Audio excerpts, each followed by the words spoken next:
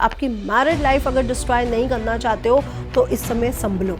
तलाक के केसेस जैसे बढ़ रहे हैं, कहीं आपका ना हो जाए, इसलिए ध्यान रखिए। मंगल और केतु जब जब मिलते हैं बहुत सारे ऑपरेशन और बहुत सारे तलाक और युद्ध की स्थितियां और लड़ाई झगड़ों की स्थितियां और अग्नि की स्थितियां बहुत बढ़ा देते हैं। आप या तो बजरंग बली की उपासना कर लीजिए या गणेश जी की उपासना कर लीजिए। मीठे पान बनवा के हनुमान जी को भेंट करनी शुरू कर दीजिए।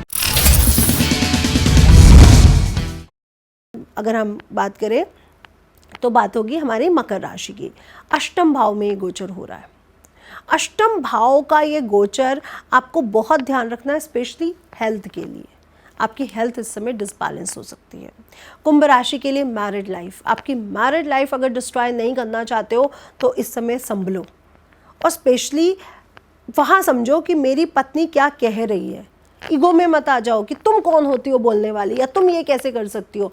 अब वो बोलेगी ही बोलेगी, वो टाइम ऐसा है। आपका पार्टनर अब बोलेगा ही बोलेगा कि मुझे ये करना है, मुझे ये नहीं करना है, या मुझे यहाँ नहीं जाना है, या मुझे यहाँ जाना है। तो एग्रेशन उसमें दिखेगा आपके पार्टनर में। तो थोड़ा बैलेंस होके चलो, शांत रह के चलो, नहीं तो आपकी मैरिड लाइफ डिसबैलेंस हो जाएगी। तलाक के केसेस जैसे बढ़ रहे हैं, कहीं आपका ना हो जाए, इसलिए ध्यान रखिए। मीन राशि के कर्ज में, रोग ऋण शत्रु में ये चेंज आएगा, तो आपको हेल्थ का ध्यान रखना है। ऋण ना लेना है ना देना है, और साथ ही साथ अपने पेट से संबंधित चीज़ों का बेहद ध्यान रखना है। ऐसा ना हो कि पेट से संबंधित रोग के कारण आपको हॉस्पिटलाइज जाना पड़ जाए, कोई ऑपरेशन हो, क्योंकि मंगल और केतु जब जब मिलते हैं बहुत सारे ऑपरेशन और बहुत सारे तलाक और युद्ध की स्थितियाँ और लड़ाई झगड़ों की स्थितियाँ और अग्नि की स्थितियाँ बहुत बढ़ा देते हैं। तो ऐसा ना हो। लोगों को ध्यान रखना है, किचन में गैस में काम करते वक्त सही से गैस बंद करें। इलेक्ट्रिक आइटम्स का, इलेक्ट्रॉनिक आइटम्स का बहुत ध्यान रखें इस समय। गाड़ी चलाते समय उसका बहुत, जैसे अब गर्मी बहुत है तो कूलेंट पड़ना है, इन सब का ध्यान रखें। तो ये चीज़ें हम लोग घटनाएं कम कर सकते हैं।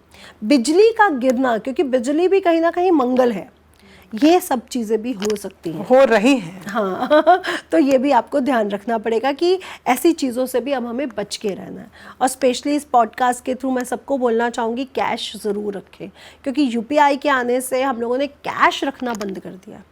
जब प्रॉब्लम आएगी ना, युद्ध की स्थितियाँ हो या महामारी की स्थितियाँ, तो एक टाइम ऐसा भी आ सकता है कि बैंक या गूगल पे या यूपीआई काम ही नहीं कर रहा, तब आप क्या करोगे।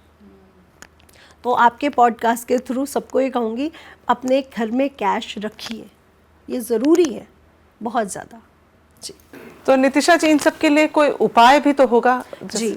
जब केतु और मंगल मिलते हैं तो इनके जो केतु के जो देवता है, अधिष्ठात्री देवता, वो गणेश जी हैं, और मंगल के बजरंग बली हनुमान जी हैं। तो हमें क्या करना है, आप या तो बजरंग बली की उपासना कर लीजिए या गणेश जी की उपासना कर लीजिए। और मैं कहूँगी इस समय जब युद्ध की स्थितियाँ हैं, जब महामारी की स्थिति है, जब परिस्थितियाँ बहुत ज़्यादा गलत हो रही हैं, तो मीठे पान बनवा के हनुमान जी को भेंट करनी शुरू कर दीजिए। उससे क्या होगा कि हमारे रिश्तों में भी मिठास बनी रहेगी और हमारे भारत के रिश्तों में भी मिठास बनेगी। तो कई लोग ऐसे भी होंगे जो अपने बारे में नहीं सोचेंगे, जो कहेंगे विश्व कल्याण की बात।